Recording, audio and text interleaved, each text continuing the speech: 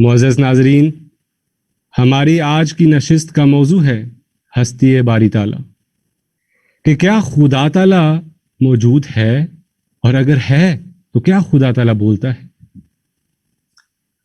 حضرت مسیح موعود علیہ الصلوۃ والسلام فرماتے ہیں، اے سننے والوں سنو کہ خدا تم سے کیا چاہتا ہے، بس یہی کہ تم اسی کے ہو جاؤ، اس کے ساتھ کسی کو بھی شریک نہ کرو، نہ آسمان میں نہ زمین میں۔ ہمارا خدا وہ خدا ہے جو اب بھی زندہ ہے جیسا کہ پہلے زندہ تھا، اور اب بھی وہ بولتا ہے جیسا کہ وہ پہلے بولتا تھا، اور اب بھی وہ سنتا ہے جیسا کہ وہ پہلے سنتا تھا۔ یہ خیال خام ہے کہ اس زمانہ میں وہ سنتا تو ہے مگر بولتا نہیں، بلکہ وہ سنتا اور بولتا بھی ہے۔ اس کی تمام صفات ازلی اور ابدی ہیں، کوئی صفت بھی معطل نہیں اور نہ کبھی ہوگی۔ وہ وہی واحد لا شریک ہے جس کا کوئی بیٹا نہیں اور جس کی کوئی بیوی نہیں۔ وہ وہی بے مثل ہے جس کا کوئی ثانی نہیں۔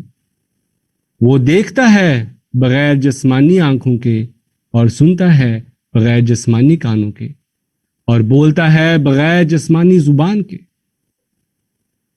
معزز ناظرین کرام، آج ہماری یہ خوش قسمتی ہے کہ ہماری اس نشست میں ہمارے بہت ہی پیارے بزرگ مکرم و محترم مولانا ڈاکٹر عبدالغفار صاحب مربی سلسلہ موجود ہیں۔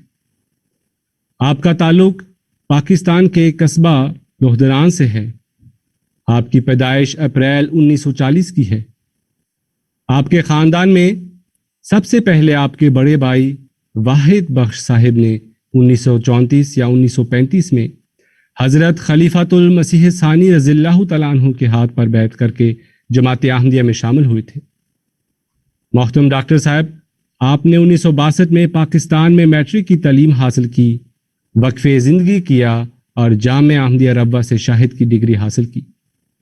اس دوران آپ کو حضرت میاں بشیر احمد صاحب ایم.اے. رضی اللہ تعالیٰ عنہ اور حضرت غلام رسول صاحب رجیکی رضی اللہ تعالیٰ عنہ کی صحبت میں وقت گزارنے کی بھی سعادت حاصل ہوئی۔ آپ نے 1984 میں ترکی زبان میں پی ایچ ڈی مکمل کی۔ آپ کو عربی، اردو اور ترکی زبان پر عبور حاصل ہے۔ آپ کو اللہ تعالیٰ کے فضل سے یہ بھی شرف حاصل ہے کہ آپ نے تفسیر صغیر کا ترکی زبان میں ترجمہ کیا۔ آپ اللہ تعالیٰ کے فضل و احسان سے سلسلہ احمدیہ کی خدمت کی توفیق پا رہے ہیں، الحمدللہ۔ اس بہت ہی مختصر تعارف کے بعد ہم آتے ہیں اپنے آج کی نشست کے موضوع کی طرف۔ محترم مولانا، ہم شکر گزار ہیں کہ آپ نے اپنی گوناگوں مصروفیات میں سے ہمارے لیے وقت نکالا۔ اللہ تعالیٰ آپ کو جزا عطا فرمائے۔ امام صاحب، ہمارا ایمان ہے کہ خدا تعالیٰ جس نے ہمیں پیدا کیا ہے وہ ایک زندہ خدا ہے، لیکن ہم اس خدا کو کس طرح پا سکتے ہیں یا حاصل کر سکتے ہیں؟ ہم خدا تعالیٰ سے کس طرح ہم کلام ہو سکتے ہیں کہ وہ ہماری فریاد کو سنے اور جواب بھی دے؟ جس طرح ہمارا ایمان ہے کہ خدا تعالیٰ اب بھی کلام کرتا ہے۔ جی ڈاکٹر صاحب۔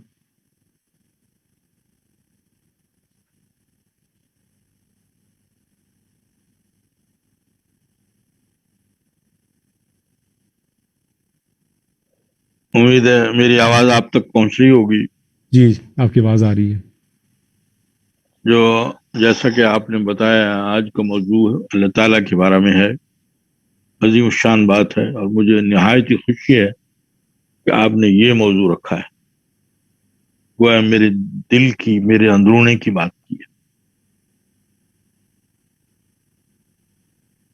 بسم اللہ الرحمن الرحیم، الحمد للہ رب العالمین، الرحمن الرحیم، مالک یوم الدین، ایاک نعبد و ایاک نستعین، اہدنا الصراط المستقیم، صراط الذین انعمت علیہم غیر المغضوب علیہم ولا الضالین۔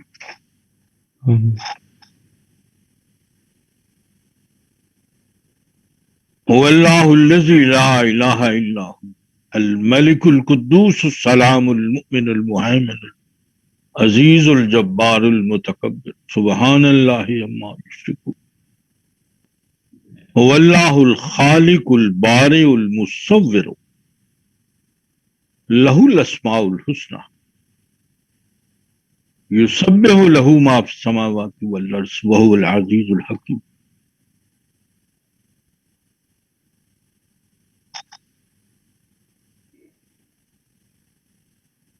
کس قدر ظاہر ہے نور اس مبدأ الانوار کا.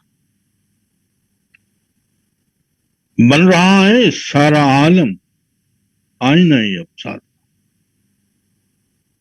چاند کو کل دیکھ کر میں سخت بےکل ہو گیا.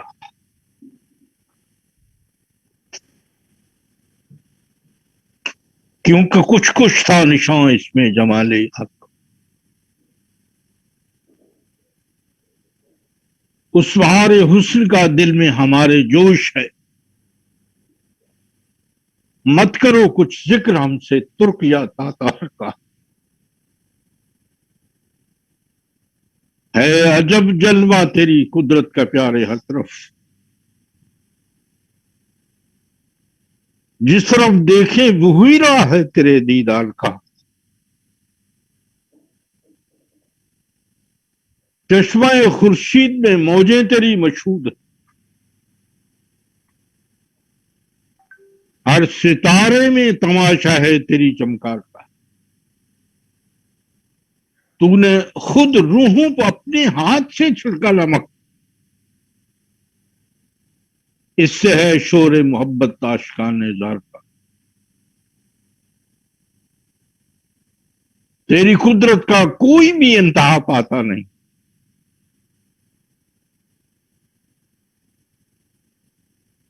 کس سے کھل سکتا ہے پیچ اس عقدہ دشوار کا. چشم مست ہر حسین ہر دم دکھاتی ہے تجھے. آنکھ ہے تیری طرف فرگے سوئے خمدار کا. شور کیسا ہے تیرے کوچہ میں لے جلدی خبر. خونہ ہو جائے کسی دیوانہ مجنوں بار کا.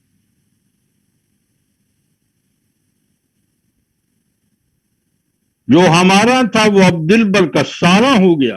آج ہم دل بر کے اور دل بر ہمارا ہو گیا. شکر للہ مل گیا ہم کو وہ لالے بے بدل.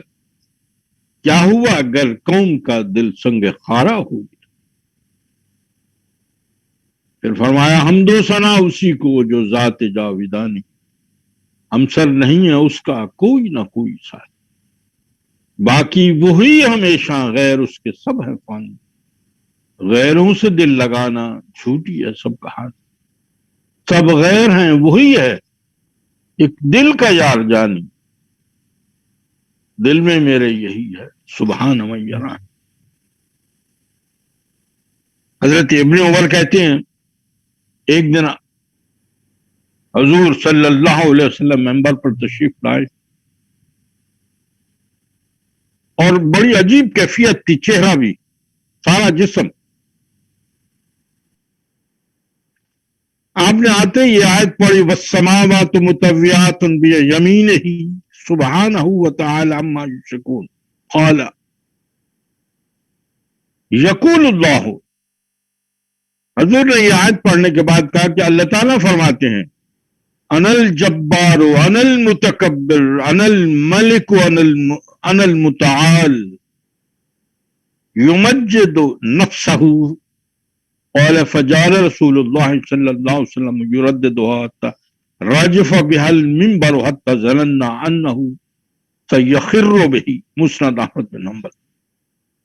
حضور ایک دن منبر پر تشریف لائے اور اللہ تعالیٰ کی حمد و ثنا کی اور کہا میرا خدا کہتا ہے کہ میں جبار ہوں میں متکبر ہوں. انا الملک ہوں میں بادشاہ ہوں. بلند سے انا المتعال. اور یہ کہتے اتنے جوش سے کہہ رہے تھے کہ ہم سب ایک دوسرے کو دیکھنے لگے کہ آج حضور پر ایک خاص کیفیت منبر. اور یہاں تک کہ وہ جو لکڑی کا منبر ہوتا تھا اس زمانے میں اتنا حضور نے اس کو ہلایا، ہم سمجھے کہ شاید یہ ممبر گر جائے گا اور حضور بھی گر جائیں گے، ہم سب پریشان تھے، ایک دوسرے کو دیکھتے تھے، لیکن آپ بار بار یہی کہتے تھے یقول اللہ وانا الجبار انا المتکبر وانا الملک وانا المتعال، اور یہی اس ان الفاظ کو دہراتے چلے جاتے تھے صلی اللہ علیہ وسلم۔ عزیزان، اللہ تعالیٰ کی وجود کا ثبوت جو ہے خود اللہ تعالیٰ اپنی ذات ہے، اور وہ قرآن کریم کے ذریعے ہم پر ظاہر فرماتا ہے، اس کی تجلیات ہیں، اس کے حقائق ہیں جو اس نے بیان فرمائے ہوئے، اور یہ چیلنج 1500 سال سے شروع ہوا، دوسرے کتب میں بھی ہوگا لیکن ہمارے سامنے سب قرآن کریم ہے۔ اللہ تعالیٰ نے جو ہم اپنے ذات کے بارے میں فرمایا ہے، اور بہت کچھ فرمایا ہے، انسان حیران ہوتا ہے۔ سورہ ابراہیم میں فرمایا قالت رسلہم افی اللہ شک فاطر السماوات والارض یدعوکم لیغفر لکم من ذنوبکم ویؤخرکم الی اجل مسمی قالوا ان انتم الا بشر مثلنا تريدون ان تصدونا اما كان يعبد آباؤنا فاتونا بسلطان مبين قالت لهم رسلهم ان نحن الا بشر مثلكم ولكن الله يمن على من يشاء من عباده وما كان لنا ان ناتيكم بسلطان الا باذن الله وعلى الله فليتوكل المؤمنون۔ ان کے پیغمبروں نے انہیں کہا کہ کیا تمہیں ان ذات کے بارے میں شک ہے، افی اللہ شک، جو آسمانوں اور زمینوں کو پیدا کرنے والا ہے، اور تمہیں اس لیے بلاتا ہے تاکہ وہ تمہارے گناہوں کو بخش دے اور تمہیں ایک مدت تک وہ تاخیر دے۔ انہوں نے کہا کہ تم بھی ہماری طرح کے ایک انسان ہی ہو، لیکن یہ بات تم کہتے ہو کہ ہم جو ہمارے آباء و اجداد جس کی پیروی کرتے تھے، پوچھتے تھے، ہم اس کو چھوڑ دیں۔ قالت لهم رسلهم، ان کے پیغمبروں نے انہیں کہا کہ یہ بات سچ ہے کہ ہم بھی تمہاری طرح کے انسان ہیں، لیکن یہ بھی ہے ولیکن اللہ یمن علی من یشاء من عبادہ، لیکن اللہ تعالیٰ اپنے بندوں میں سے جس کو چاہتا ہے خاص کر لیتا ہے اور اس پر احسان فرماتا ہے الی آخر۔ عزیزان، قرآن کریم میں جو دلائل ہیں ان میں سے کچھ تو یہ ہیں کہ جو اللہ تعالیٰ جو پیشگوئیاں موجود ہیں اور کچھ حقائق ہیں، اور سب سے بڑھ کر جو ہے قبولیت دعا کی مثال جو ہے عظیم الشان ہے، اور اس سے سب سے بڑی مثالیں جو ہیں وہ انبیاء کے وجود میں ان کی زندگی میں ہوتے ہیں۔ قرآن کریم کی یہ بات میں نے بتایا کہ حقائق، ساری باتیں اس مختصر وقت میں تو بیان نہیں کی جا سکتے عزیزان۔ فرمایا کہ مثلا سورہ مومنون میں اللہ تعالیٰ نے پیدائش انسانی کی نہایت ہی تفصیل بتائی ہے۔ وَلَقَدْ خَلَقْنَا الْإِنسَانَ مِنْ سُلَالَةٍ مِنْ طِينٍ ثُمَّ جَعَلْنَاهُ نُطْفَةً مِنْ فِي قَرَارٍ مَكِينٍ ثُمَّ خَلَقْنَا النُّطْفَةَ عَلَقَةً فَخَلَقْنَا الْعَلَقَةَ مُضْغَةً فَخَلَقْنَا الْمُضْغَةَ عِظَامًا فَكَسَوْنَا الْعِظَامَ لَحْمًا ثُمَّ أَنشَأْنَاهُ خَلْقًا آخَرَ فَتَبَارَكَ اللَّهُ أَحْسَنُ الْخَالِقِينَ۔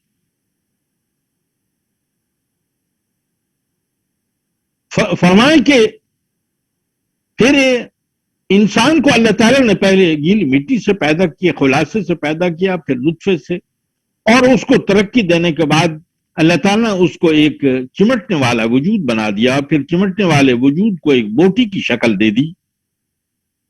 فَخَلَقْنَا الْمُضْغَةَ عِظَامًا، اس کے بعد اللہ تعالیٰ نے ہڈیاں اس کے اندر پیدا کی،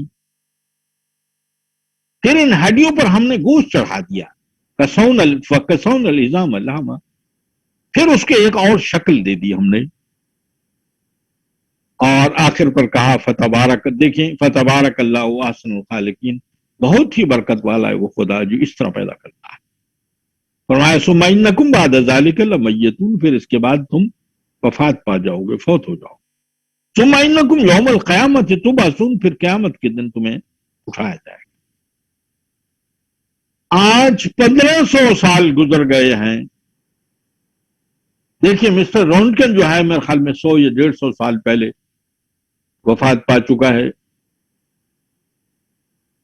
اس سے پہلے جب یہ آلات نہیں تھے جس سے عورتیں جو ہیں وہ جاتی ہیں ہاسپٹل میں یا ڈاکٹر ان کے پاس آتے ہیں اور جا کر اپنی پیگننسی یا اپنی حمل کے ایام کے دوران جو ہے مختلف آلات کے ذریعے بچے کی پوزیشن کو دیکھتی رہتی ہیں. آج دنیا حیران ہے. ڈاکٹر وہ لوگ جو بچے کی پیدائش کے بارے کے ماہرین ہیں وہ حیران ہے. وہ کہتے ہیں کہ ہمیں سمجھ نہیں آتی کہ 1400-1500 سال پہلے ایک امی شخص کو یہ کیسے پتہ لگ گیا کہ پہلے جو ہے مادر رحم میں نطفہ جب جاتا ہے اس کے بعد وہ علقہ بنتا ہے، پھر مضغہ بنتا ہے، پھر اس کے بعد اس کی ہڈیاں بنائی جاتی ہیں، پھر ہڈیوں کو یہ اس کو کس نے بتا دیا؟ ہمیں تو آج یہ پتہ لگ رہا ہے. کتنی بڑی دلیل ہے صداقت کی. اگر اللہ تعالی موجود نہیں ہے تو محمد رسول اللہ صلی اللہ علیہ وسلم کو کس نے یہ بات بتانی کہ بچہ مادر رحم میں جب جاتا ہے نطفہ اور اس کے بعد ان مراحل سے مسلسل گزرتا ہے. صرف اس کو ٹچ نہیں کیا بلکہ آپ غور کریں نہایت تفصیل کے ساتھ بتایا. ذرا سا چھوا ہوتا تو ان کے دنیا کہتی تھی کہ بس یوں ٹچ ہی کیا ہے. نہیں، خاموش ہے آج طب کی دنیا کہ ہم اس بات پر حیران ہیں اور ہمیں سمجھ نہیں آتی کہ اس امی انسان کو جو مکے سے کبھی باہر بھی نہیں نکلتا تھا اور اس نے اس کو کس ذات نے یہ بتا دیا کہ مادر رحم میں بچے پر یہ مراحل گزرتے ہیں. اور کئی جگہ قرآن کریم میں اس کا ذکر ہوتا ہے. بس میں وہ لوگ جو خدا کو نہیں مانتے انہیں یہ کہتا ہوں، یہ چیلنج ہے بہت بڑا کہ اگر خدا نہیں ہے تو محمد رسول اللہ صلی اللہ علیہ وسلم کو آج سے 1500 سال پہلے یہ باتیں سب نے کس نے بتا دی؟ اس قسم کے بہت سارے حقائق جو ہیں قرآن کریم میں موجود ہیں. پھر کچھ پیش گوئیاں ہیں. مثلا فرمایا ایک زمانہ آنے والے کی کتابوں کی جو ہے وہ وَإِذَا الصُّحُفُ نُشِرَتْ نشر کی جائیں گی. دکرائی جو ہے یعنی مطبع جو ہے اس کی ایجاد ہو جائے گی. اس وقت ایک قرآن کریم لکھنے کے لیے پتہ نہیں کتنا عرصہ لگتا ہوگا. میں نے ایک کاتب سے پوچھا تھا، کہنے لگے جی کم از کم 3 سال لگ جاتے ہیں ایک قرآن مجید لکھتے ہوئے. ہمارے زمانے میں بھی یہ جتنے اخبارات ہیں پہلے اس کو کاتب قلم سے بیٹھ کے لکھتے. مسیح موعود علیہ السلام کے زمانے میں آپ کی ساری تقاریر، آپ کی جو تحریر ہے اس کو اچھا لکھنے والے کاتب جس کو کہتے ہیں پیر سراج الحق صاحب جو ہیں اس میں فن رکھتے تھے، وہ لکھتے تھے اور پھر جو ہے مطبع میں چلا جاتا. لیکن 1500 سال پہلے یہ بات کہ وَإِذَا الصُّحُفُ نُشِرَتْ لفظ میں نشر کا استعمال فرمایا ہے. اگر خدا نہیں ہے، میں ان لوگوں سے جو خدا تعالیٰ کو نہیں مانتے اور اعتقاد نہیں رکھتے یہ پوچھتا ہوں کہ پھر محمد رسول اللہ صلی اللہ علیہ وسلم کو کس نے یہ بات بتا دی کہ ایک زمانہ آنے والا ہے کہ صحیفے نشر ہوں گے. لوگ مذاق کرتے تھے، ابو جہل وغیرہ، کہ اس دیوانوں کو دیکھو کہتے ہیں صحیفے نشر ہوں گے. یا اور بہت ساری پیشگوئیاں. فرمایا سورہ رحمان میں مرج البحرین یلتقیان بینہما برزخ لا یبغیان فبأی آلاء ربکما تکذبان یخرج منہما اللؤلؤ والمرجان فبأی آلاء ربکما تکذبان. سبحان اللہ. اللہ تعالیٰ نے 2 سمندر چلائے ہیں، ان کے درمیان ایک روک ڈال دیا ہے اور وہ آپس میں ملتے نہیں ہیں. فَبِأَيِّ آلَاءِ رَبِّكُمَا تُكَذِّبَانِ. تم اللہ تعالیٰ کی کس اپنے رب کی تم دونوں بتاؤ تو صحیح اس کی کس کس نعمت کا انکار کرو.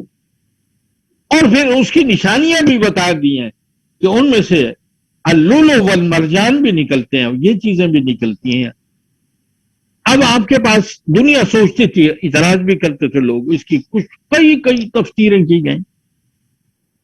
جب کیپ ٹاؤن کے قریب جب ہمیں یہ معلوم ہوا کہ 2 سمندر واقعی موجود ہیں، آپ تک بھی ان دونوں سمندروں کی تصاویر پہنچی ہوں گی، میرے پاس ایک دوسرے مجھے بھجوائی ہیں، حیران ہوتا ہے انسان۔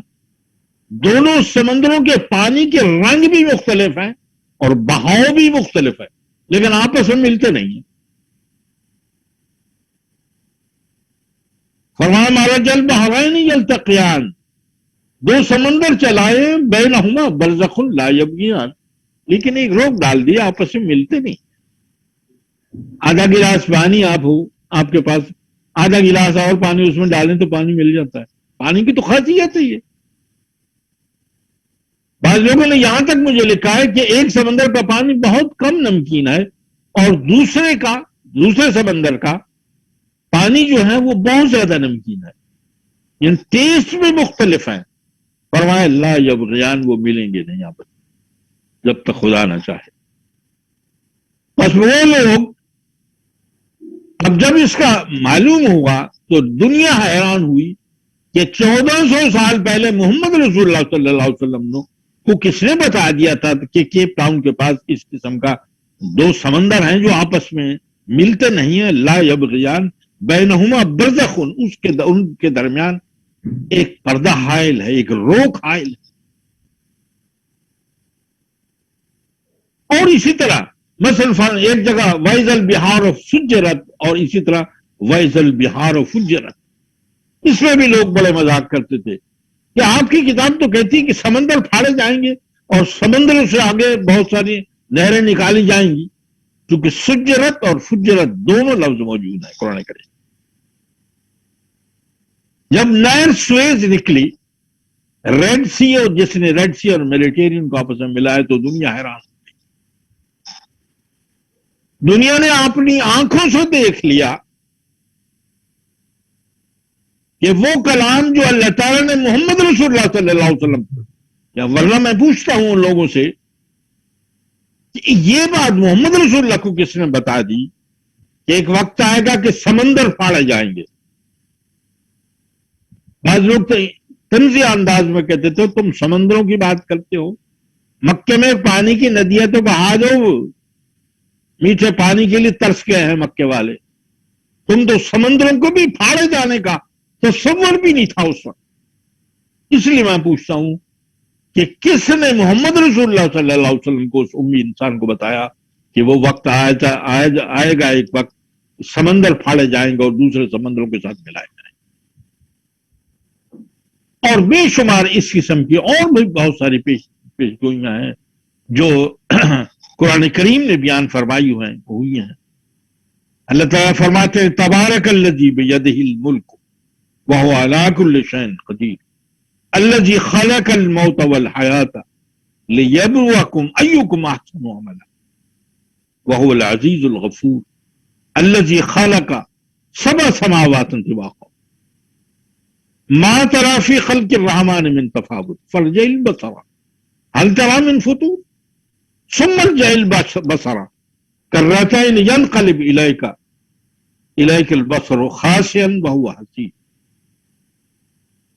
انسان حیران ہوتا ہے، فرمایا بہت ہی برکت والا ہے وہ خدا جس کے قبضہ قدرت پہ بادشاہ، بیدہ الملک وہو علی کل شیء قدیر الذی خلق الموت، جس نے زندگی اور موت کو پیدا کیا تاکہ تمہیں آزمائے کہ کون اچھا عمل کرنے والا ہے۔ وہ عزیز ہے، وہ غالب ہے اور بخشنے والا ہے، جس نے 7 آسمان درجہ بدرجہ بنائے ہیں۔ ما تری فی خلق الرحمن من تفاوت، کوئی رکھنا اے انسان دیکھ تو صحیح، ذرا آنکھ اٹھا تو صحیح، کوئی رکھنا ان کائنات میں کہیں بھی نہیں پایا جاتا۔ فرمایا ثم ارجع البصر کرتین، بار بار کہا پھر دیکھ ینقلب الیک البصر خاسئا وہو حسیر، آنکھ جو ہے وہ تھکی ہوئی، کوئی رکھنا اس کو نظر نہیں آیا، پوری کائنات میں جو ہے وہ نظر نہیں آئے گا۔ دوسری چیز ایک تو یہ کہ قرآن کریم میں جو حقائق بتائے گئے جو پیش گوئیاں ہیں اس کی ایک لمبی لسٹ ہے. دوسری چیز جو ہے وہ اللہ تعالیٰ کے وجود کو ثابت کرنے کے لیے قبولیت دعا ہے. انسان حیران ہوتا ہے. میں زیادہ مثالیں موجودہ زمانے کی دوں گا. محمد رسول اللہ صلی اللہ علیہ وسلم کے زمانے کی جب بات کرتے ہیں تو آ جاتی ہے کہ یہ حدیثوں میں ذکر اور حدیثیں جو ہیں موضوعات بھی ہیں, وضی حدیثیں بھی ہیں, یہ بھی ہے, فلاں چیزیں بھی. چلیے مان لیتے ہیں, لیکن موجودہ زمانہ جب پریس جو ہے وہ بن چکا ہے, درکرائی جس کو آپ کہتے ہیں, مطبع موجود ہے, ہماری کتابوں میں وہ واقعات جو میں بیان کروں گا ساری کی سارے موجود, حوالے موجود, ان کے بارے میں کوئی نہیں کہہ سکتا کہ تم جھوٹ بولتے ہو. اور خصوصاً اگر مسیح موعود علیہ السلام کے زمانے. پھر ان بزرگوں کو, صحابہ کو میں نے دیکھا ہے, جیسے کہ میرے تعارف میں بھی کہا گیا کہ میں محترم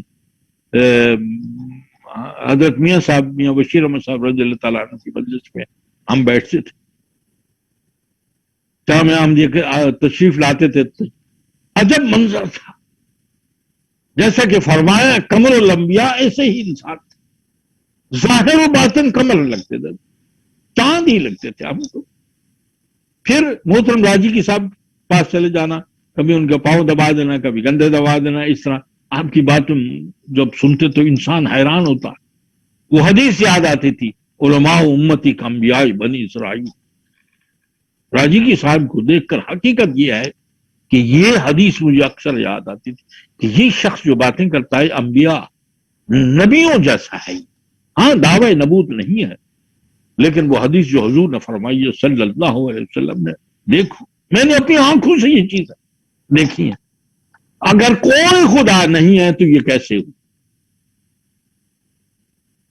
جب کسرا نے جناب صلی اللہ علیہ وسلم کے کو پکڑ کے قید کر کے اور یہ کہا, یمن کے والی ان دنوں اس زمانے میں کسرا کے ماتحت چلتا تھا یمن, وہاں کے پولیس کے آدمی آئے اور اس کے اوپر مسجد نبوی میں شام کو اور عرض کی, بڑے ادب سے انہوں نے بات کی کہ دیکھیں ہمیں حکم ہے کہ اس شخص کو, محمد نامی شخص کو پکڑ کر میرے پاس میرے دربار میں لاؤ.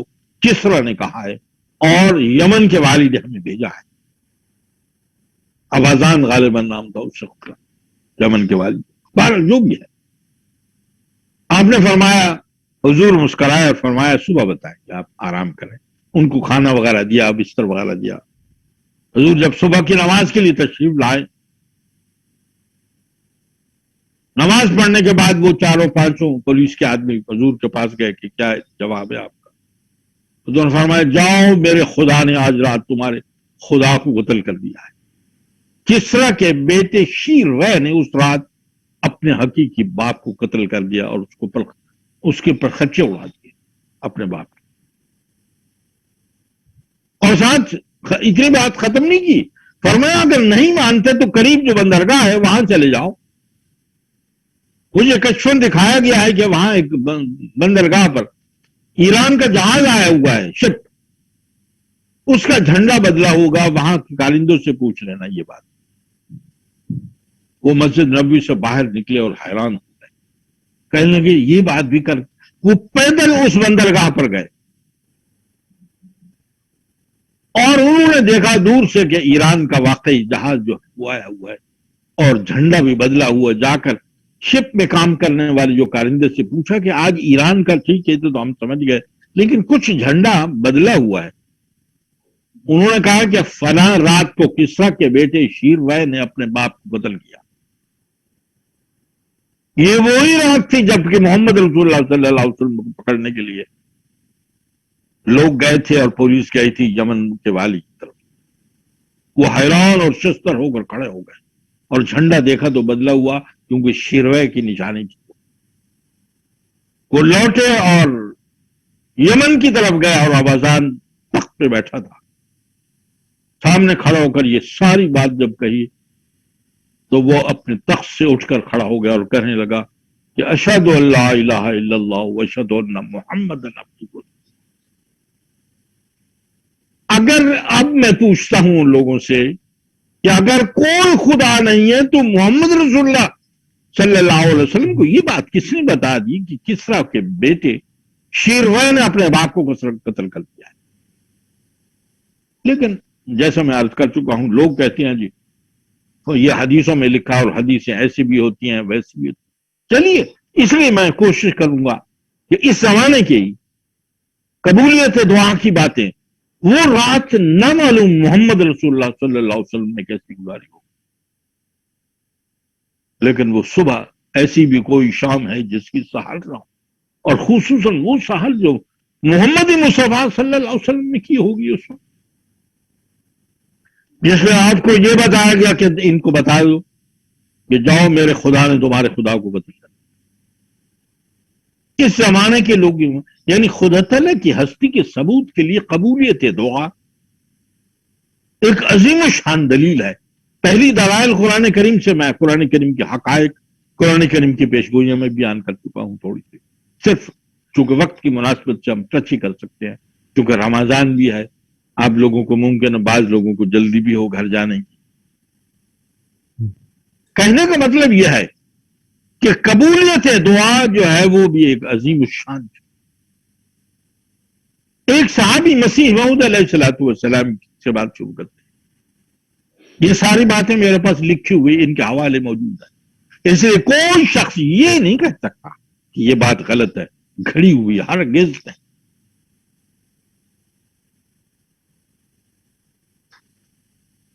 حضرت مسیح موعود علیہ السلام کے ہاتھ پہ ایک صحابی بیعت کر کے گئے، کچھ سال گزرا تو ان کی زبان لڑکھڑانے لگی، پھر زبان کے نیچے ابھی میرے ذہن میں ان کا نام آ جاتا تو وہ بھی بتاتا، لیکن انہوں نے یہ خود بات لکھی ہے۔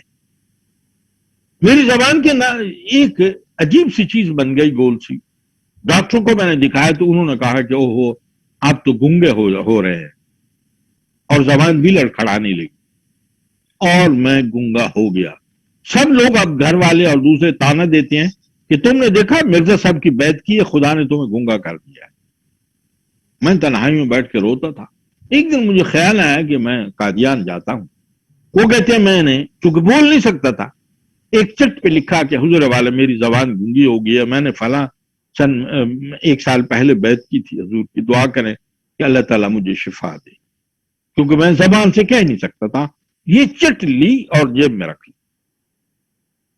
مسجد مبارک تھی یا مسجد اقصی، وہ کہتے ہیں میں جب گیا حضور تشریف فرما سے تقریر کر رہے تھے، کچھ لوگ آئے ہوئے تھے، حضور تقریر کے بعد جب باہر نکلے میں دوڑ کر پیچھے گیا، جب حضور اندر جانے لگے اپنے گھر میں تو میں دوڑ کے وہ چٹ میرے آگے کر دی، حضور نے وہ پڑھی، مسکرائے، 1 منٹ دعا میں گزارا، پھر وہ چٹ مجھے دے دی اور کہا میاں یہ پڑھو، تم نے کیا لکھا ہے؟ وہ کہتے ہیں کہ میں حیران ہو گیا کہ حضور نے چٹ تو پڑھ لی ہے اور یہ بھی جانتے ہیں کہ میں پڑھ نہیں سکتا، میں تو گونگا ہوں، یعنی گونگا ہو گیا ہوں۔ پھر میں نے ہاں ہوں کر کے یوں ہی ٹالا اور چٹ میرے ہاتھ میرا کانپ رہا تھا۔ حضور نے پھر فرمایا دوسری مرتبہ میاں پڑھو، آپ نے کیا لکھا ہے اس چٹ پر؟ میں نے ہاں ہوں پھر کی۔ جب تیسری دفعہ حضور نے فرمایا تو میری زبان کے نیچے کی وہ گانٹھ ٹک کر کے کھل گئی اور میں بولنے لگا۔ میں دوڑ کر حضور کے قدموں میں گر گیا۔ حضور نے اٹھا کر مجھے گلے لگایا اور کہا آئندہ کبھی بھی ساری عمر یہ تکلیف آپ کو نہیں ہوگی۔ تو اب آج تک کہتے میں اس وقت 80 سال کی عمر ہو چکی ہے، میری زبان بالکل ٹھیک ہے۔ جی الحمدللہ۔ امام صاحب اس جگہ ایک آپ نے بات کی، بڑی پیاری بات کی ہے کہ خدا تعالیٰ کی ہستی کا ہمیں قبولیت دعا کے ذریعے سے پتہ چلتا ہے کہ خدا تعالیٰ ہے۔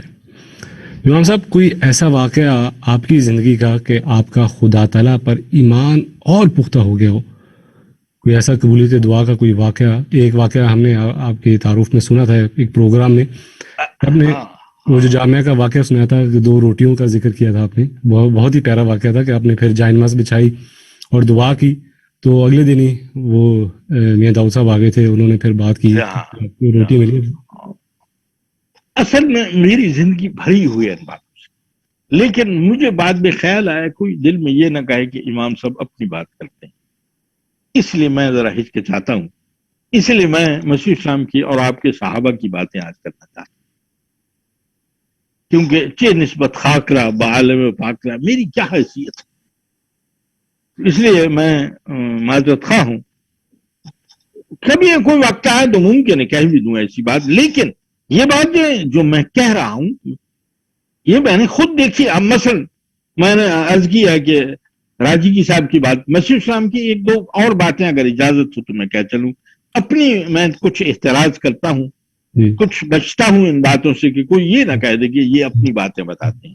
امام صاحب اس حوالے سے بعض دوستوں کے یہ دل کی خواہش تھی کہ وہ آپ کی زندگی کے کچھ ایمان افروز واقعات سے اگر آپ ہمیں مستفیض کریں. چلیے میں آپ اصرار کرتے ہیں تو ایک بات میں کہہ دیتا ہوں، جی اور وہ یہ کہ یہ شعبہ جائیداد تک خبر نہ پہنچے.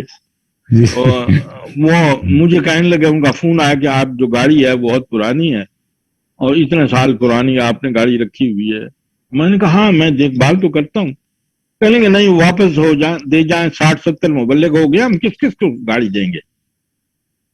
میں نے کہا کہ بھائی میں گاڑی دے نہیں سکتا، اس لیے کہ میری مسجد اور میرے گھر کے درمیان 15-16 کلومیٹر کا فاصلہ ہے. میں نے 5 وقت نماز پڑھانی ہوتی ہے، میں کیسے جاؤں گا. کہنے کے سامنے پتہ جی وہاں جو صاحب بیٹھے تھے، شعبہ جائیداد کی بات کر رہا ہوں. خیر میں نے گاڑی دھلوائی، پرانی تھی گاڑی. وہ ایک اور صاحب کو میں نے کہا کہ آپ مجھے لے جائیں. جب میں وہاں گئے اور میں نے ان کو چابیاں دے دی، گاڑی بھی دے دی، اور سارے رستے مجسم وہ بن گیا، دعا بن گیا. دوسرے صاحب گاڑی بھی چلا رہے تھے. میں نے کہا اللہ میں اب مسجد کیسے جاؤں گا. یہی بار بار، اور اللہ تعالیٰ سے کہتا چلا گیا. یہاں سے آدھے گھنٹے کی ڈرائیو ہے میرا خیال میں، یہاں سے ہناؤ سے وہاں تک، بہرحال جو بھی ہے. جب واپس آیا وہ گاڑی دوسرے صاحب چلا رہے تھے، گاڑی جو میرے پاس تھی وہ تو دے دی، ختم، پیدل ہو گئے. میں نے پھر دعا شروع کر دی. میں نے کہا الہی تو ہر بات پر قدرت رکھتا ہے،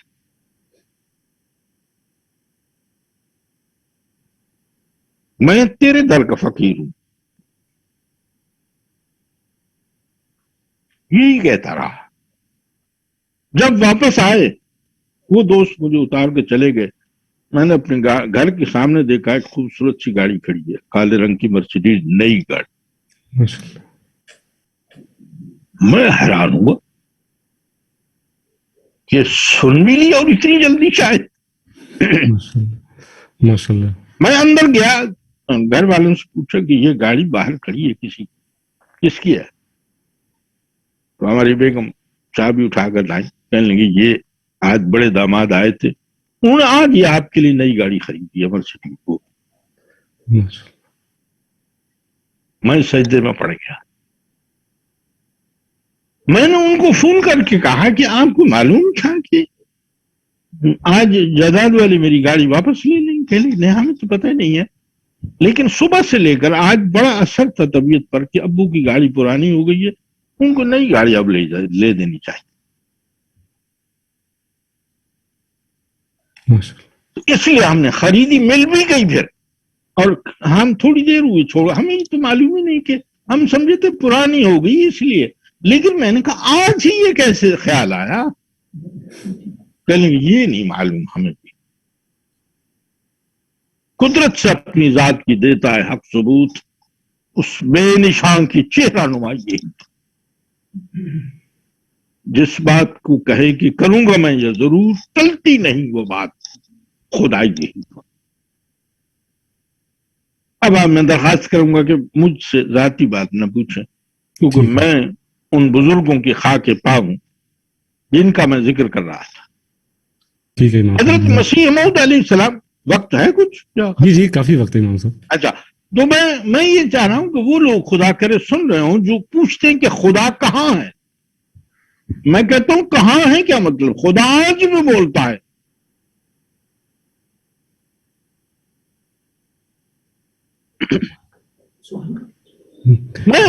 حضرت مسیح موعود علیہ السلام نے ताउन के दिनों में एक बहुत बड़ा टेंट लगवा दिया अपने बाग में, और एक नौजवान था, उसका नाम था मोहम्मद हयात। उसकी 20 साल उम्र, उसको ताउन हो गई। ताउन में यह होता था कि एक थोड़ा सा निकलता था पेट के पास और बुखार होता था, दूसरे दिन आदमी फौत हो जाता था, इतना जल्दी। खैर वो हजूर ने फरमाया, किसी ने कहा कि हजूर मोहम्मद हया, और हजूर ने तो कहा हुआ था कि आमदी जो है वो नहीं होंगे, ताउन उनको नहीं होगी, या होगी तो बहुत कम। बहरहाल वो हजूर ने हुक्म दिया कि उसको, बच्चे को जो है वहां जो है बाग में वो जो शामियाना लगवाया था वहां रखवाया जा। मैं वहां जाकर बच्चे को, 20 साल का नौजवान, यानी बच्चा तो नहीं, 20 साल का, तो मुंशी जफर अहमद साहब जो हैं इसके रावी हैं, हमारे पास ये बात मौजूद है। शाम के वक्त खलीफतुल मुसल्लम हजरत मौलवी नूरुद्दीन साहब आए तो हजूर ने कहा कि मौलवी साहब जरा जाए, उस बच्चे का पता तो करें क्या हाल है। मगरिब या ईशा के बाद का वक्त होगा, तो मुंशी जफर अहमद साहब कहते हैं मैं और एक दोस्त उनकी ड्यूटी लगाई थी, गई थी उसकी देखभाल के लिए, मोहम्मद हयात की, जिसको ताउन हुई। खलीफतुल मुसल्लम अव्वल के साथ हम गए, जब देखा तो उसके जिस्म पर 6 फोड़े बड़े जो ताउन के होते हैं वो निकले हुए, एक नहीं, और यहां बुखार भी था और पेशाब से खून आ रहा था। खलीफतुल मुसल्लम अव्वल ने उसको ढांपा, वो लेटा हुआ था,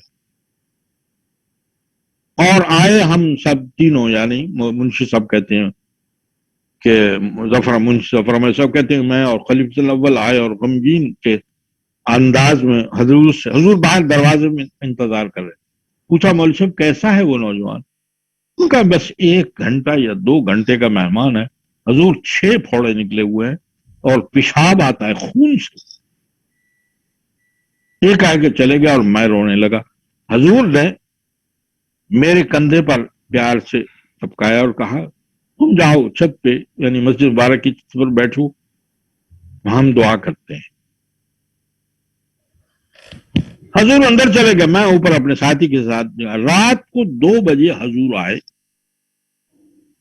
और आकर मुझे बुलाया, और मैं नीचे दौड़ गई, वो लकड़ियों की जो जीना होता है उससे उतर कर गया, सीढ़ी जिसको कहते हैं। हजूर ने फरमाया जाओ वो बच्चे का फिर पता करो, यानी मोहम्मद हयात का, जिसको ताउन। मैं और मेरा साथी वो गए, रात के 2 बजे है। हमने देखा तो कुरान मजीद पढ़ रहा है वो तो। जब हम करीब गए तो उठकर खुशी से हमारे गले लग गया, और उसने अपने कमीज उठाई और कहा थोड़े गायब हो गए, पेशाब भी ठीक है, बुखार भी खत्म हो गया। और वो कह के लगाकर हंस रहा है, मजाक कर। वो हम दौड़े दौड़े हजूर के पास है और अर्ज की कि हजूर वाला वो तो ठीक हो गया। कोई बात कुदरत से अपनी जात की देता है यार। अगर कोई खुदा नहीं है तो ये सब बातें ये कैसी हो रही अजीजा। एक साहब को आंखों के कुकरे हो गए। कुकरे समझते हैं ना, मेरा ख्याल समझते होंगे, इसका तर्जुमा करना भी मेरे लिए मुश्किल है। बहरहाल आंखों की एक बीमारी है, और बढ़ती बढ़ती डॉक्टरों ने कहा कि तुम अंधे हो जाओगे। ये साहबी थे मसीह शाम के। और उस वक्त जब ये हालत हुई तो मैंने कहा चलो हुजूर के पास चलते हैं, अब और क्या हो सकता है। मैं आया और हुजूर तकरीर फरमा रहे थे, छुपके छुपके मैं पीछे आकर बैठ गया, और जब हुजूर ने तकरीर खत्म की मैं आगे झुककर, पता नहीं मेरे दिल में क्यों ख्याल है, झुककर अर्ज की हुजूर वाला मैं आपकी पगड़ी का शिमला अपनी आंखों पर फेर सकता हूं? हुजूर मुस्कुराए, मेरी तरफ देखा और इशारा किया कि हाँ फेर। हुजूर बात समझ गए।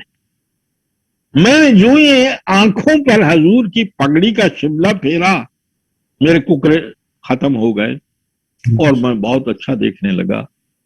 आज वो कहते हैं मेरी 70-80 साल की उम्र हो गई है, आज तक मुझे आंखों की वो तकलीफ कभी नहीं।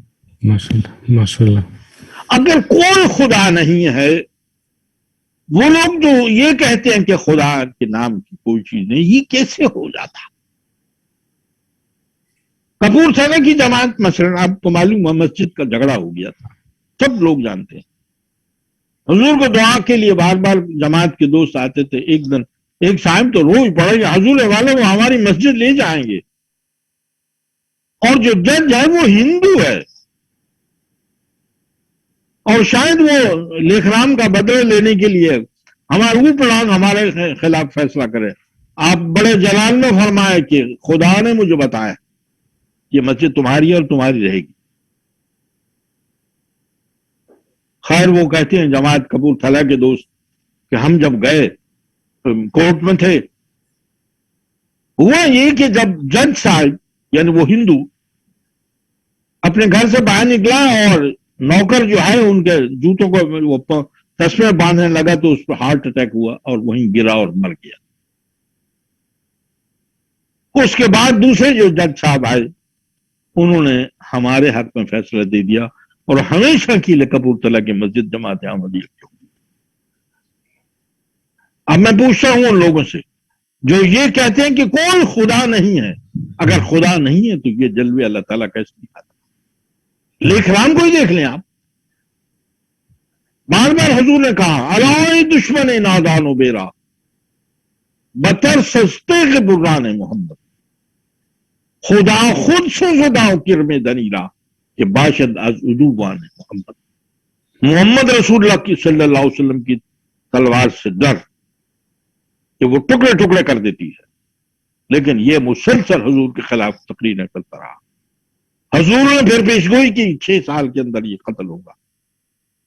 پھر یہاں تک فرمایا 27 یوم العید والعید اقرب کہ عید کے دوسرے دن یہ آدمی اور پھر قتل کی موت مرے گا.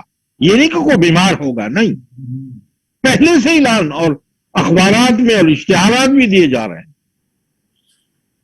لیکن عید کے دوسرے دن یہ آدمی قتل ہوتا ہے اور اس کی انتڑیاں تک باہر آ جاتی ہیں. وہ اتنا زور سے خنجر لگاتا ہے اور ملک عدم کو چلا جاتا ہے. اس لیے مسیح موعود علیہ السلام بھی بار بار ہمیں اس بات کی طرف توجہ دلاتے ہیں، اللہ تعالیٰ کی طرف ہمیں توجہ دلاتے ہیں. فرمایا مجھے اس یار سے پابند جاں ہے، وہی جنت وہی دارالعلماء ہے، بیان اس کا کروں طاقت کہاں ہے، محبت کا تو ایک دریا رواں ہے. حافظ محمد سلیمان کے نام کا ایک شخص تھا.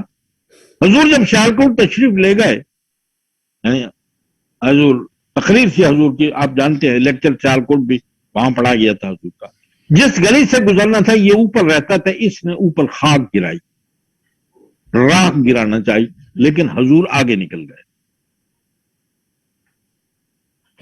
اب سنیے خدا کے فرشتے جب راکھ گرائیں گے تو اس کی بےکنی کر دیں گے حافظ سلیمان. جب سیالکوٹ میں طاعون پڑی، یہ خود اور اس کے خاندان کے 29 افراد مر گئے. یہ ہوتا ہے خدا کے مسیح پر خاک گرانے کا.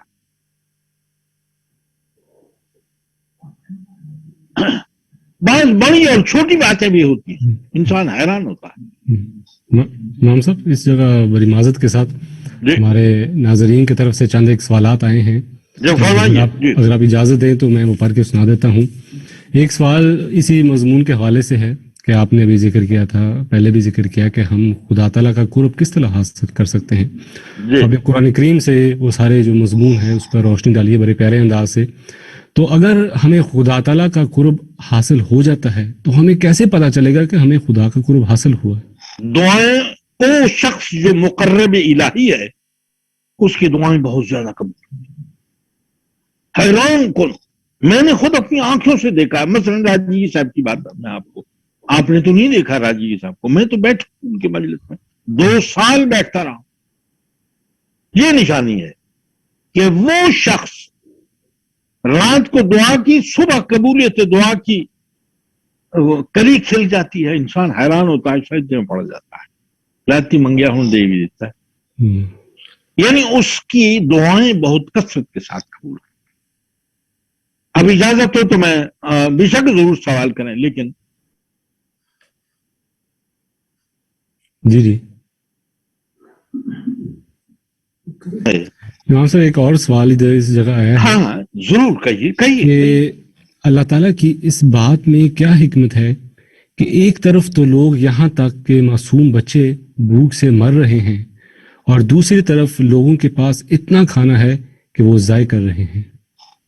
بات یہ ہے کہ یہ خدا کا قصور نہیں ہے، بندوں کا اپنا قصور ہے۔ جی میں افریقہ کے بعد مبلغین کا نام نہیں لیتا اس وقت، وہ میرے پاس آتے تھے، بیٹھتے تھے، یہی بات کہ یہ بھوکوں کیوں مر رہے ہیں۔ وہ کہتے تھے کہ بعض علاقوں کے لوگ اتنے سست اور کاہل ہیں کہ وہ کام کرنا پسند ہی نہیں کرتے۔ جب آپ اللہ تعالیٰ کے قوانین پر چلیں گے نہیں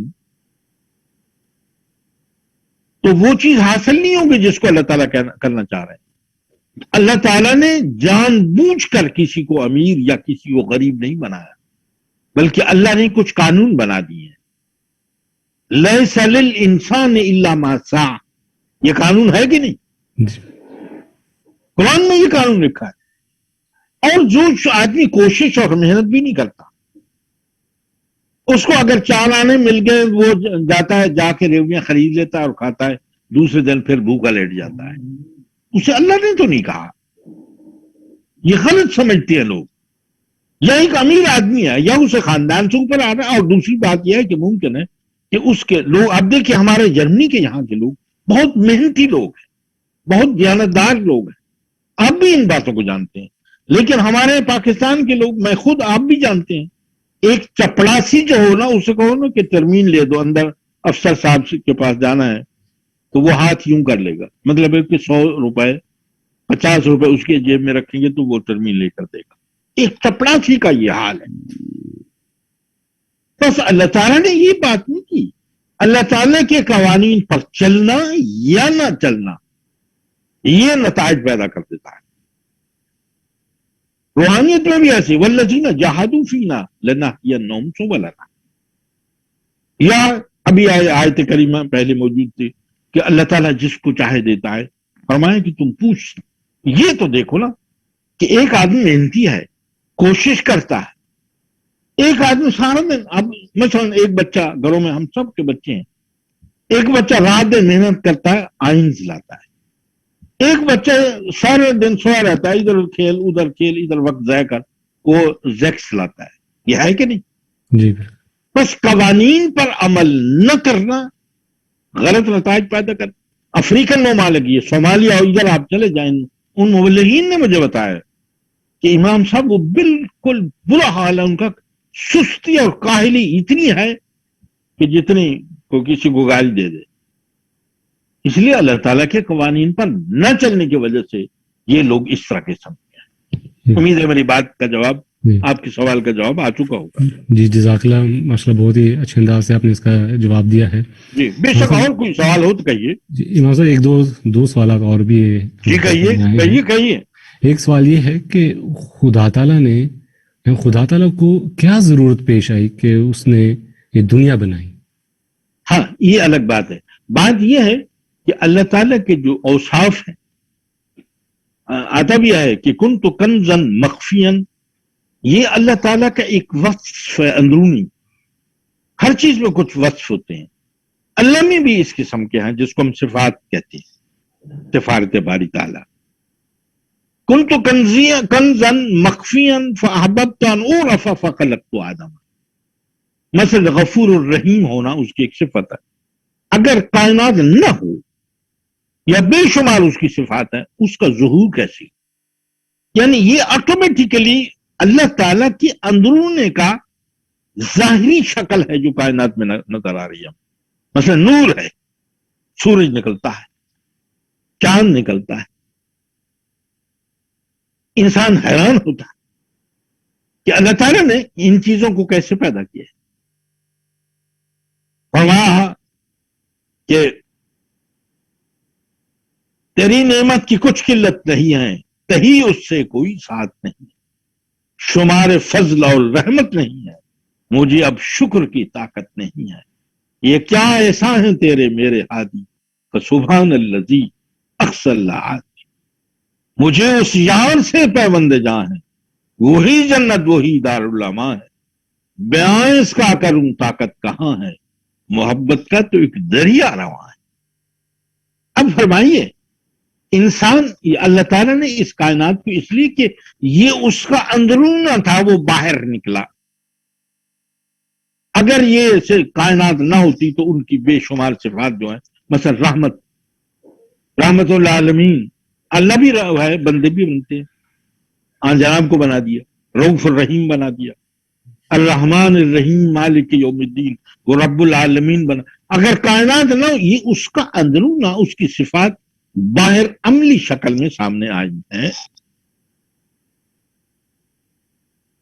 میرے خیال میں جواب آ گیا ہے۔ جی جزاک اللہ، بہت شکریہ امام صاحب۔ اور کوئی سوال؟ جی امام صاحب ایک آخری کوئی سوال یہ جو ہے- صاحب نہ کہے کہ امام صاحب نے جواب دیے بغیر چلے گئے۔ نہیں، جی جزاک اللہ۔ فرمائیے۔ ایک آخری سوال جو ابھی ناظرین کی طرف سے آیا ہے کہ اللہ تعالیٰ کا ذکر ہم جو کرتے ہیں تو اس کے لیے جی عبادات کی کیا ضرورت ہے؟ ہم دل سے خدا کو یاد نہیں کر سکتے؟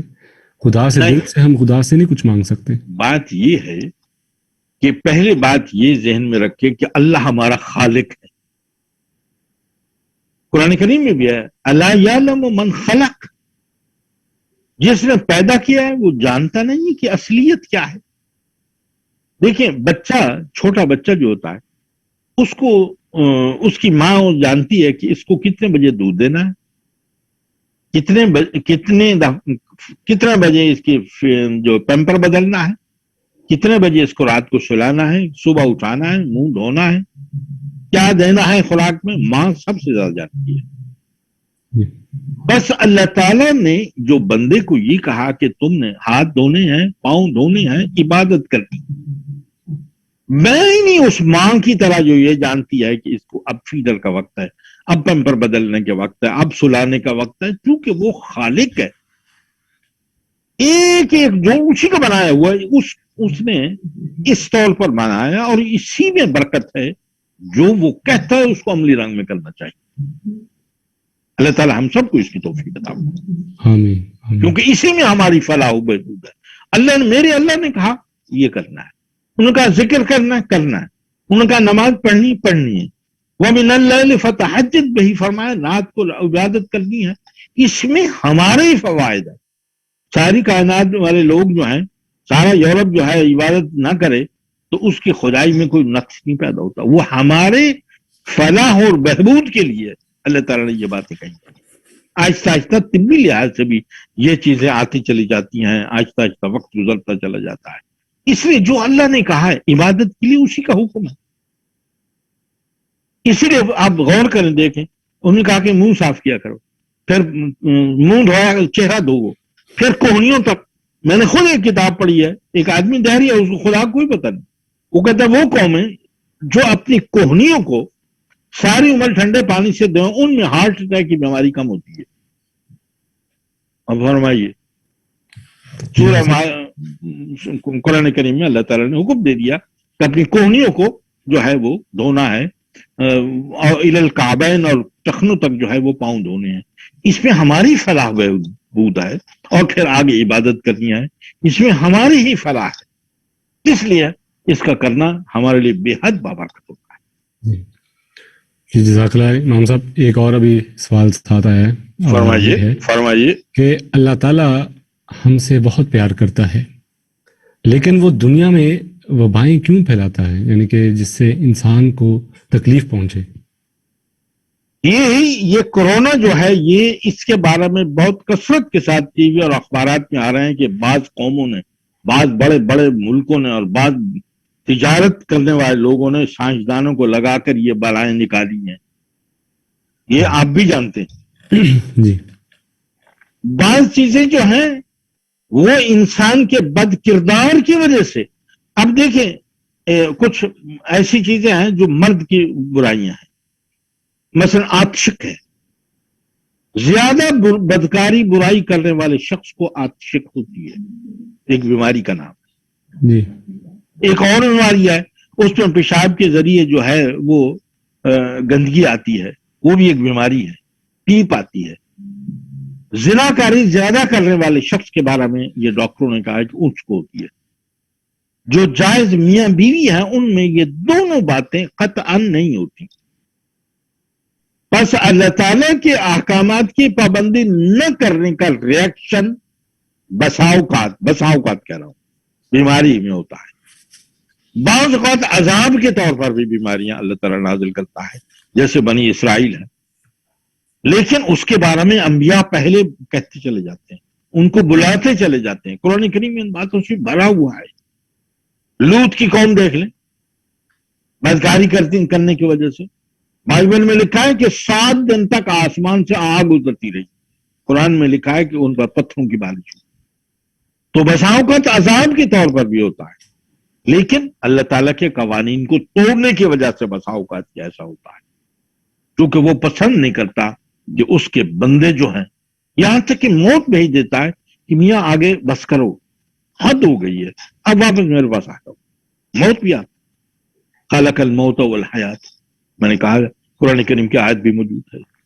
اس لیے بسا اوقات پیشگوئیوں کے رنگ میں عذاب کے طور پر بھی، اور بسا اوقات انسان کے اپنے کیے کے بدلے میں یہ بیماریاں اور یہ بلائیں انسان کے، جیسے کہ کورونا جو ہمارے سامنے موجود ہے۔ اللہ تعالی ہم سب کو اس سے محفوظ رکھے، آمین۔ جی سوال ایک سوال یہ بھی ہے کہ نماز میں بعض اوقات دل نہیں لگتا، ہاں، تو ہم یہ کس سب طرح سے اپنی بڑا توجہ پیدا کر سکتے ہیں؟ بات یہ ہے، وہ ہے نا کون لے خارے مبیلاں چھوڑ کر پھولوں کے ہار۔ جو میرا ذاتی تجربہ ہے میں آپ کو بتانے لگا ہوں۔ جو شخص نماز تہجد پڑھے، اور اسے پڑھنا چاہیے، جو یہ چاہتا ہے کہ پنجگانہ نماز میں اس کا دل لگے، اس کو رات کو اٹھنا چاہیے۔ نہ معلوم اس وقت میں کیا انداز ہوتا ہے، ایک تنہائی ہوتی ہے، 4:30 بجے کا وقت ہے، جیسے آپ آج کل سحری کے لیے لوگ اٹھتے ہیں۔ اللہ نے خود فرمایا، کئی جگہ فرمایا ہے، مثلا وَمِنَ اللَّيْلِ فَتَحَجَّدْ بِهِ نَافِلَةً، اور جگہ بھی کئی جگہ فرمایا ہے۔ ایسا انسان رات کو اٹھے، میں گارنٹی سے کہتا ہوں، دیکھیں اتنے تحدث اس کے ساتھ کہہ رہا ہوں میں، کیونکہ میں نے خود اس میں موجود ہوں، اس باغیچے میں موجود ہے، اس باغیچے میں موجود ہوں خود۔ اللہ اکبر کر کے اللہ تعالیٰ کے حضور کھڑا ہو جائے تہجد میں، اور جب ایاک نعبد آئے و ایاک نستعین، تو کہے کہ اے میرے اللہ، تو نے انسان و جن و انس کو اپنے لیے پیدا کیا، وما خلقت الجن والانس، زاریات، سورہ زاریات میں فرمایا، بہت بڑا شرف ہے میرے اللہ، تو نے انسان کو یہ کہا ہے کہ اپنے لیے بنایا ہے، اپنی عبادت کے لیے، اور وَخَلَقَ لَكُم مَّا فِي الْأَرْضِ جَمِيعًا، تمام کائنات کی نعمتوں کو انسان کے لیے بنا دیا ہے۔ سورہ لقمان میں فرمایا، أَسْبَغَ عَلَيْكُمْ نِعَمَهُ ظَاهِرَةً وَبَاطِنَةً، اللہ نے پانی کی طرح اپنی نعمتوں کو بہا دیا ہے۔ تو آپ تہجد کی نماز میں کھڑے ہو کر اللہ سے یہ کہیں کہ اللہ میری توجہ بکھر جاتی ہے، میں اللہ اکبر کرتا ہوں کہیں اور چلا جاتا ہوں، الحمدللہ رب العالمین الرحمن الرحیم، گاڑی خراب ہے، گاڑی ٹھیک کروانی تھی، اب اس کے ٹائر بھی خراب ہو گئے، ایاک نعبد و ایاک نستعین کہتا ہوں۔ لیکن اللہ کو یہ کہتے رہیں آپ نماز تہجد میں کہہ رہا ہوں کہ اللہ میری نمازوں کو درست کر دے، اللہ مجھے نمازوں میں تبتل عطا فرما، اے اللہ مجھے استغراق عطا فرما۔ 8-10 دن کے بعد میں آپ کو گارنٹی یقین دلاتا ہوں کہ آپ کی نماز میں ایک مضبوطی آنی شروع ہو جائے، ایک قوت اور طاقت آنی شروع ہو جائے، پھر آپ ایاک نعبد سے نیچے اتریں گے نہیں، دل چاہے گا کہ میں ایاک نعبد ہی کہتا رہوں، اے میرے معبود، اے میرے مطلوب، اے میرے خالق، تیری کتنی ذرا نوازی ہے کہ مجھے تو نے اپنے لیے بنایا ہے۔ سورہ زاریات میں فرما بھی دیا ہے، اللہ نے کہیں نہیں کہا چڑیوں کو یا بلیوں کو یا کتوں کو میں نے اپنے لیے بنایا، بلکہ فرمایا خلق لکم ما فی الارض جميعا۔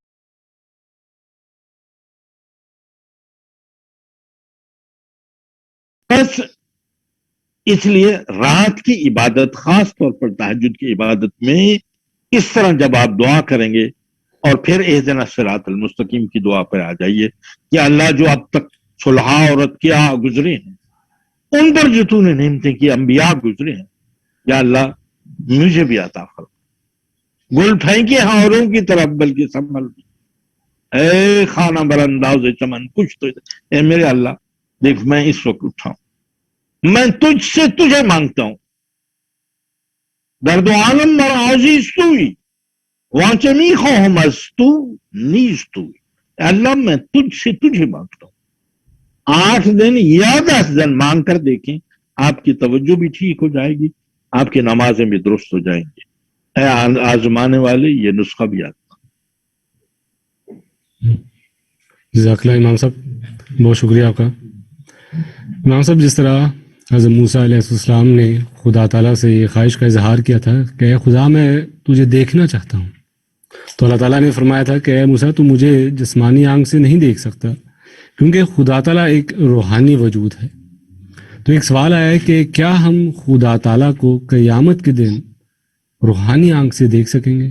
دیکھ سکیں گے۔ قرآن مجید میں ناظرۃ الی ربہا ناظرہ کے الفاظ قرآن میں موجود ہیں کہ اس دن دیکھ سکیں گے، لیکن ایک دفعہ موت نامی دروازے سے گزر کے جانا ضروری ہے، پھر دیکھ سکیں گے۔ اور دیکھنے والے تو یہاں بھی محمد رسول اللہ صلی اللہ علیہ وسلم روحانی آنکھ سے دیکھتے تھے، اللہ تعالیٰ سے ملاقات بھی ہوتی تھی، جبرائیل سے ملتے تھے، لیکن روحانی انداز۔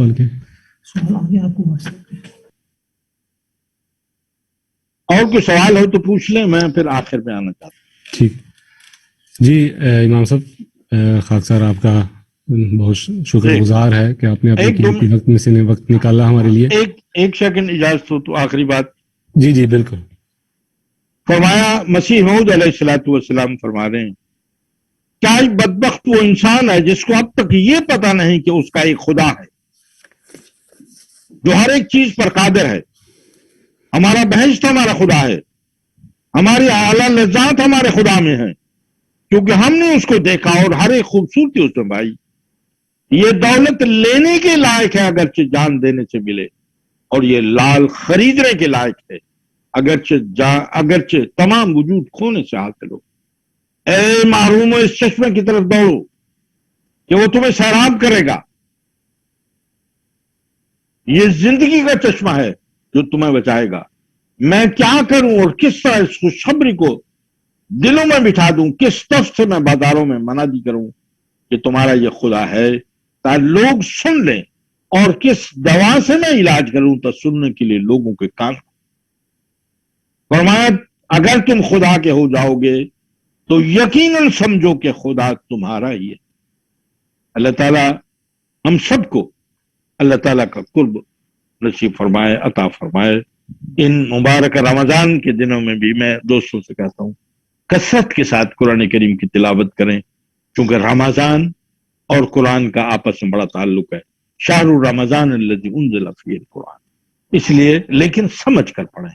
اللہ تعالیٰ ہم سب کو قرآن کریم کے انوار سے بھی نوازے، اور اپنے لیے ہم سب کے لیے اللہ تعالیٰ قرب کی راہوں کو کھولتا چلا جائے۔